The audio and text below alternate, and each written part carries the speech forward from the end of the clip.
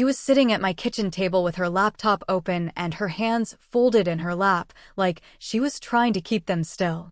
The screen had been loading for almost 2 minutes. I know because I watched the clock on the microwave without meaning to. I had a mug of tea in my hand. I stopped drinking it somewhere around the 90-second mark. Her name is Cora. She was 16 years old. And she had no idea that the thing she was waiting for on that screen was something I had helped build quietly over the course of almost a year, without telling a single person in our family. The cursor blinked. She pressed refresh one more time. And then the page changed. She looked up at me. Just for a second.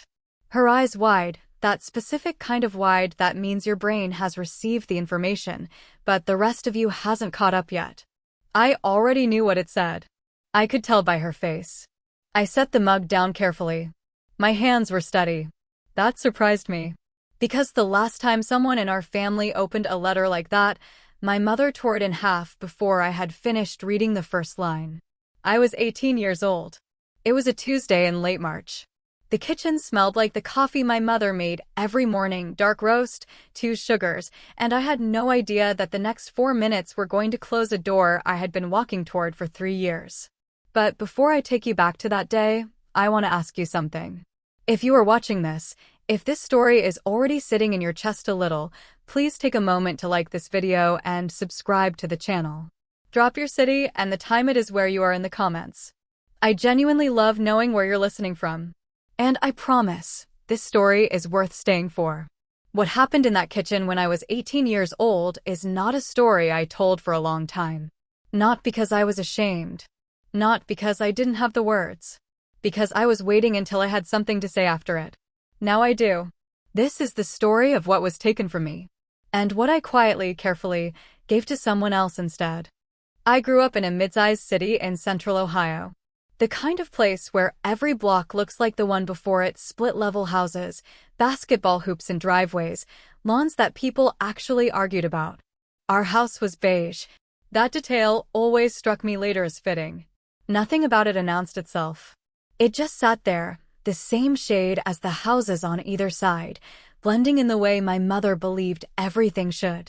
Her name is Diane. She is 61 years old now, and she is the kind of face that people call warm in photographs because she knows how to smile for them. In person, the warmth had conditions. You felt them even if they were never stated out loud. My brother Marcus was 5 years older than me. He figured out the conditions early and learned to meet them.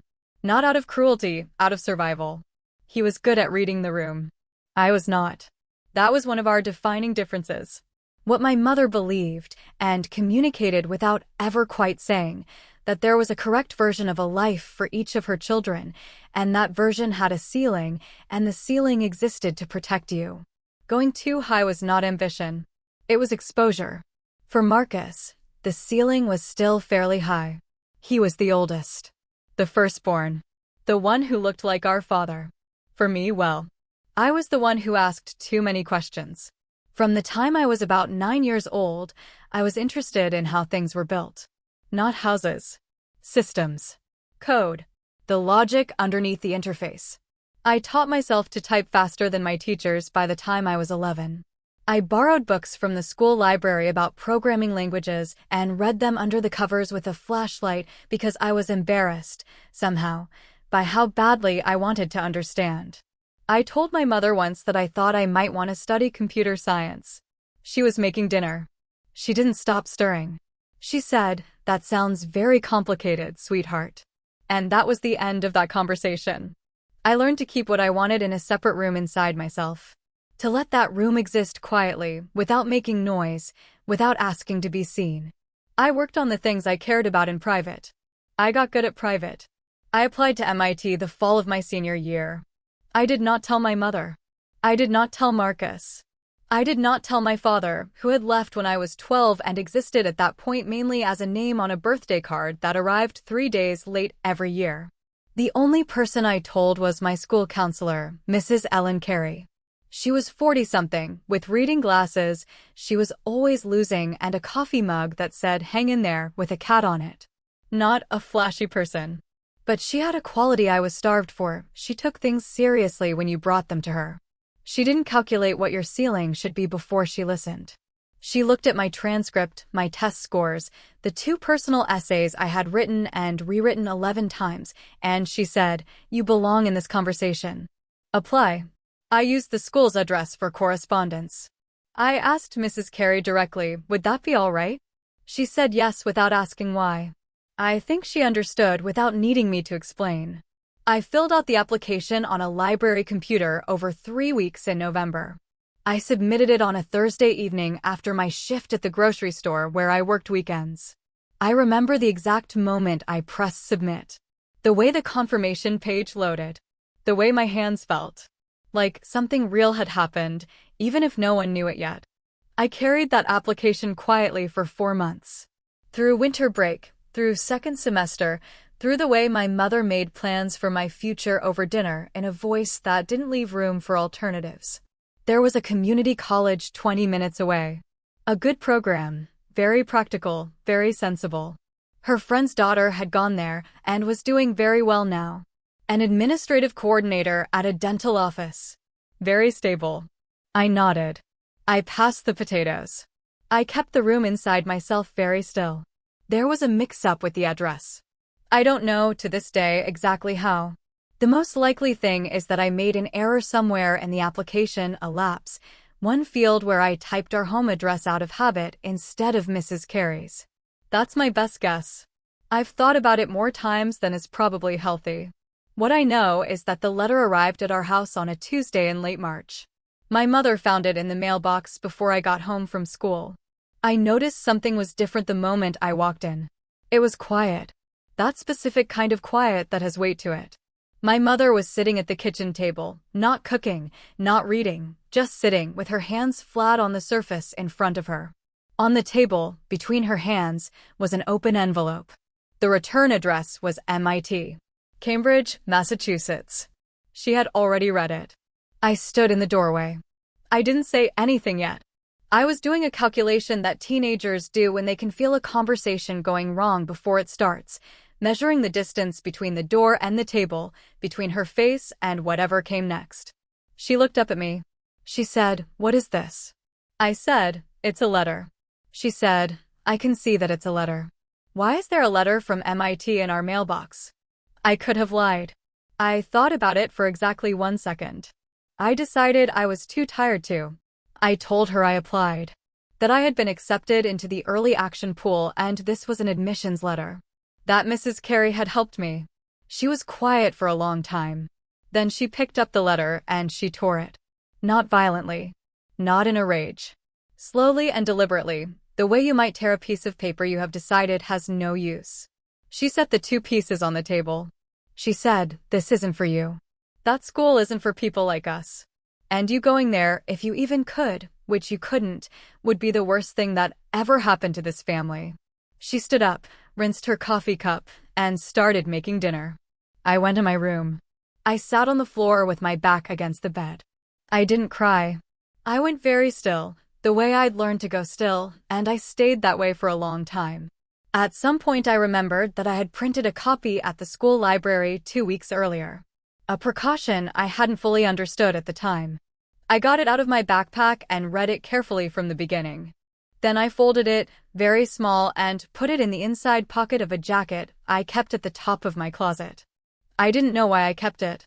I just couldn't make myself throw it away. She thought tearing the paper meant the door was closed. She didn't know I had already memorized what was behind it. I want to be precise about something, because it matters. I did not fight back. Not then. Not in the way you might want me to have fought back. Some people, when they hear this story, expect the 18-year-old to walk back into that kitchen with the torn pieces and make a speech. To call Mrs. Carey. To contact the admissions office and explain what happened. To find a way. I want to tell you honestly why I didn't. I had no money. I had a part-time job at a grocery store and a college fund my mother controlled that she had already told me was earmarked for the community college program. I had no car. I had nowhere else to go. My father was not an option. My brother was 23, living 30 minutes away, and had his own life he was carefully maintaining within my mother's approval radius. A confrontation would have cost me the roof over my head and changed nothing. The letter was already torn. The admissions decision wasn't reversible with the original paperwork in pieces on a kitchen table. So I did the hardest thing I knew how to do. I stayed quiet. And I waited. Not passively. Not in despair. I stayed quiet the way a person stays quiet when they have made a decision about something that hasn't happened yet. I enrolled at the community college in the fall. I studied computer science. I was, genuinely, one of the strongest students in the program. I say that not to brag, but because it mattered to me to have that confirmed somewhere, by someone, even if the institution was not the one I'd chosen. In my second year, a professor named David Park noticed something in the way I approached a software architecture problem. He gave me a book and said, "If this interests you, there's a summer program you should look at." It was a competitive fellowship at a tech company 3 states away. I applied. I got it. I left that summer on a bus with one bag and did not ask my mother's permission. That was the first time I understood what it felt like to take up space without apologizing for it. I didn't go back to living at home after that fellowship. I found a room in a shared apartment near campus, worked nights at a tech support center, and finished my degree. 3 years after I was supposed to have moved to Cambridge, I had a junior developer job at a company in Columbus. 2 years after that, I had a senior role, a salary I would not have believed at 18, and a 1-bedroom apartment with a desk by the window that was entirely, completely, non-negotiably mine. I am 25 years old now. I still have that copy of the admissions letter.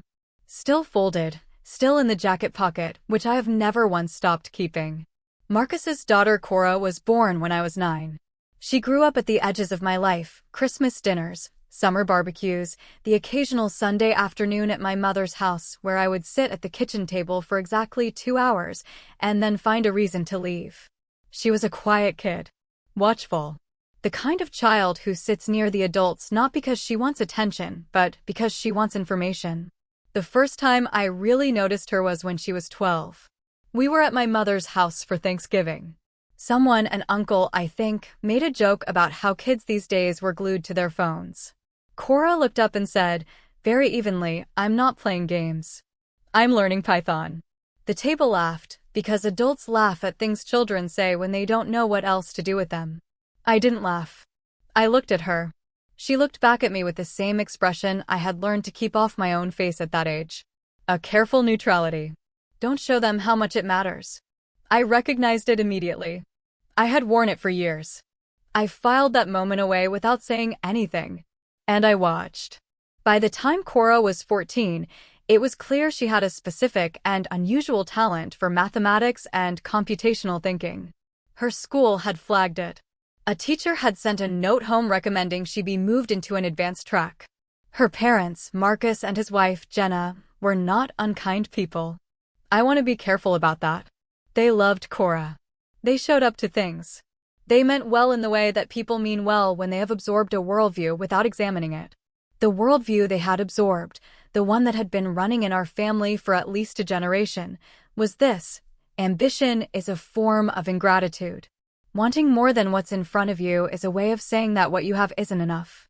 And that is not a thing you say, in this family, without consequences. My mother was still very present in both of their lives. Sunday dinners. Opinions delivered as concerns. The kind of influence that doesn't announce itself, but shapes everything around it quietly, the way water shapes a riverbank over time. I was at a family dinner that September. Cora was telling Marcus about a competition she had entered, some kind of regional science and engineering fair. She'd built a small machine learning model for a project about environmental data. She was explaining it carefully, the way she'd learned to explain things, not too enthusiastically, not too loud. Marcus looked at his mother. My mother said, "That sounds like a lot of work for something that might not go anywhere." Jenna said, "We don't want her getting ahead of herself." Cora adjusted her face. I watched her do it. That same careful smoothing I had spent years practicing. She said, "You're right," and went back to her food. I set down my fork. I looked out the window.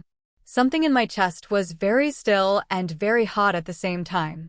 After dinner, I found Cora in the kitchen, rinsing dishes alone. I stood next to her and said, "I'd like to see that project sometime. If you want to show me." She looked at me sideways. Surprised. Then she said, okay. That was how it started. I texted her the following week. Asked how the project was going. She wrote back immediately, which told me she had been waiting for someone to ask. Over the next several months, I sent her things. Articles. Videos. Names of competitions and programs and fellowships and people doing work she'd be interested in. I framed it casually, just thought you might like this, no pressure, because I knew how to make information feel available without making it feel like a demand. She started sending things back. Links she had found. Questions she didn't know who else to ask.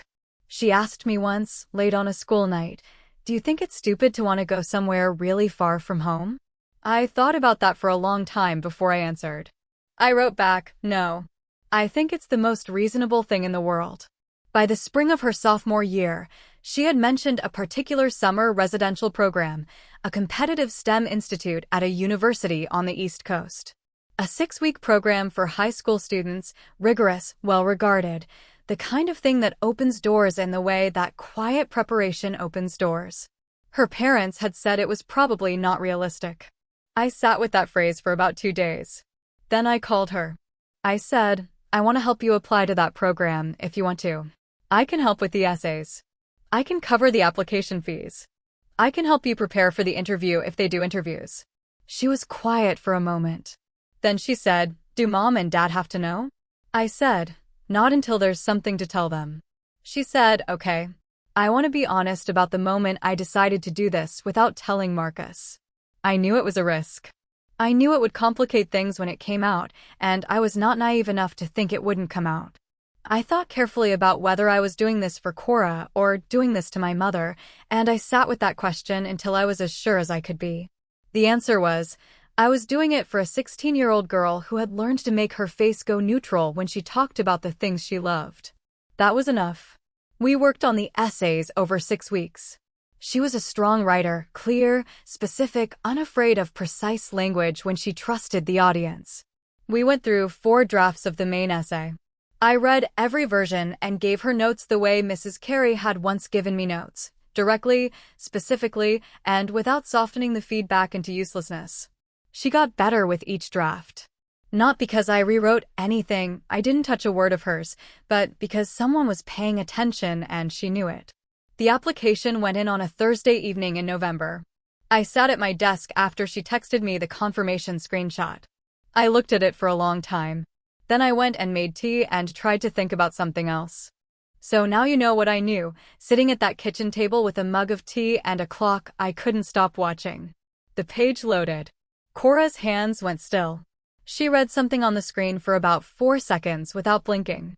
Then she looked up at me and said, I got in. I said, I know. She said, how do you know? I said, because your face looks like mine did once, when I thought something real had happened. She came around the table.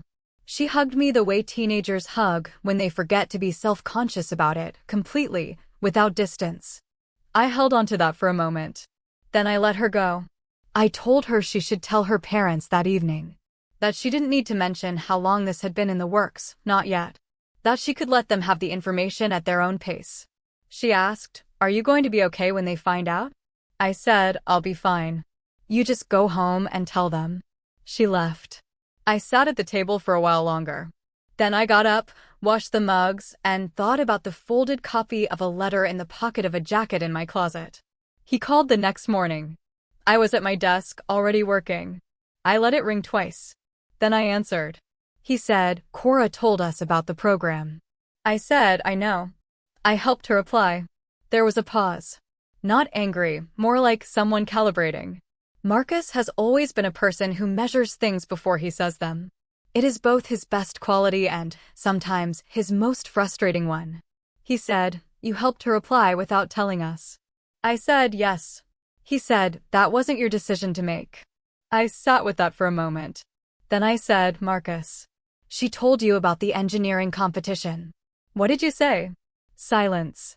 I said, she showed me the college prep pamphlets you left on her desk. The ones for schools within 50 miles of home. More silence. I said, do you remember when you were 18 and you wanted to go to school for architecture? Before you enrolled locally. He didn't answer for a long time. Then he said, in a different voice, quieter, less armored, "That's not the same thing." I said, "I know it's not exactly the same, but I'd like you to think about why you stopped wanting it." He said he needed to think. I said that was fair. We hung up. I sat there for a moment. My hands were on the desk. I noticed they were steady. That still surprised me every time. My mother called 3 days later. I had been expecting it. She had her own way of gathering information slowly, through the family, until she had enough of a picture to act on. She said she'd heard about what I had done with Cora. She said that I had gone around Marcus and Jenna's wishes. She said it wasn't my place. I listened to all of it. I didn't interrupt. There was a time when I would have gone very still and waited for it to be over. This wasn't that. I was still, but it was a different kind of still. When she finished, I said, "I heard you." She said, "And?" I said, "I know that you believe you were protecting me when I was 18. I know that's what it felt like to you." She didn't say anything. I said, "I'm not asking you to agree with what I did. I just want you to know that I saw what was happening with Cora. And I wasn't going to stand in the same kitchen twice." There was a long silence. She didn't apologize. I had not expected her to. But something in her voice, when she spoke again, was different. Like a room where someone had cracked a window and the air had shifted just slightly. She said, "Cora must be very excited." I said, "She is." We talked for 4 more minutes about practical things. When the program started, how far away it was, whether Cora had appropriate clothes for the weather. Then we said goodbye and I set the phone down. I didn't need her to say it out loud. I knew what I knew. And I had stopped needing her confirmation a long time ago. He called again on a Sunday afternoon. His voice was different this time. The calibrating was gone. He sounded like someone who had been sitting with a question for 2 weeks and had arrived somewhere. He said that he had talked to Cora, that she had told him about some of the things we'd worked through together, the essays, the prep, some of what I had shared with her over the past year and a half. He said, "She told me you said it was reasonable to want to go somewhere far from home." I said, "I believe that." He said, "I thought about architecture. I thought about it a lot, actually." I said, "I know." He said, "Mom told me I wasn't practical enough for it." I didn't say anything. I just let him have that. He didn't turn into a different person overnight. That is not how people work, and I have no interest in a story where they do.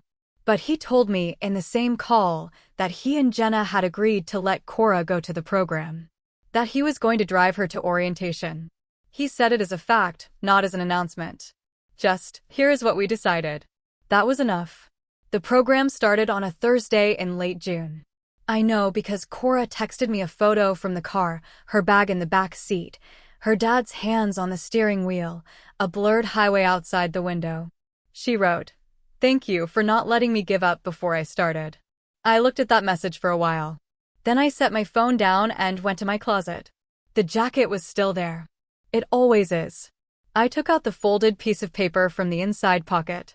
It was more fragile now. The creases had become thin lines, the kind that would tear if I opened it too many times. I didn't open it. I just held it for a moment. I had thought, sometimes, about what it would mean to send it to my mother. To unfold it on a table the way she had once folded it away. To make some kind of point about what that letter was and what it had been worth. Sitting there, I realized I didn't want to do that. Not because she deserved my mercy. Not because I had forgiven everything I hadn't, and I was not going to pretend otherwise. But because the letter had already done everything it needed to do. It taught me what I was capable of wanting. What I was capable of building when no one was helping me. What I was capable of recognizing in another person and quietly refusing to let disappear. That was the whole letter. The rest was just paper. I put it back in the pocket. I put the jacket back in the closet. I went and made tea. There's something I didn't tell you at the beginning. When Cora's page loaded, and she looked up at me with that specific kind of wide eyes, I had already started gathering my things. My keys, my bag. I had always planned to leave before she called her parents, to give her the moment by herself. Before I got to the door, she said, "You knew this was going to work, didn't you?" It wasn't really a question. I said, "I knew you were ready." That's not the same thing, but it's close enough. She nodded slowly. And then she said, and I have thought about this line every day since she said, "Did someone do this for you once?" I looked at her.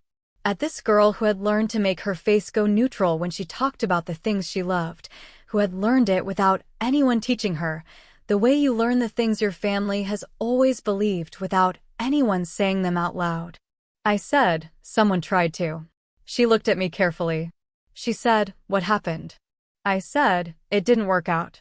But I kept the thing they gave me anyway." I left after that. I walked down the 3 steps to the street and stood there for a minute in the late afternoon light. It was June. Warm. The kind of evening that has no edge to it. I thought about Mrs. Carey, who believed in me before she knew what would happen to the belief. I thought about the torn pieces on a kitchen table, and the copy I had made as a precaution, and the 7 years between that Tuesday in March and this Tuesday in June. I thought about what it means to be the person who opens a door rather than the person who walks through it. How that is a different kind of thing. And how, on that particular evening, it felt complete. Some things get torn. And some of them survive anyway. Not in the shape you planned. Not in the room you imagined. But they survive. Thank you for sitting with this story. If you have ever had something taken from you, a letter, a plan, a door that closed before you could walk through it, I want you to know that I see you. And I want you to know that the door being closed is not the end of the story. Sometimes it is just the beginning of a longer one. If this story meant something to you, please take a moment to like this video and subscribe. If you know someone who needs to hear it, a young woman, a daughter, a niece, anyone who has been told that what they want is not for people like them, share it. That's the whole reason these stories get told. Drop a comment. Tell me your city. Tell me what time it is. Tell me if this reminded you of something you've been carrying. I read every comment. I mean that. There's another story coming very soon. I'll see you there.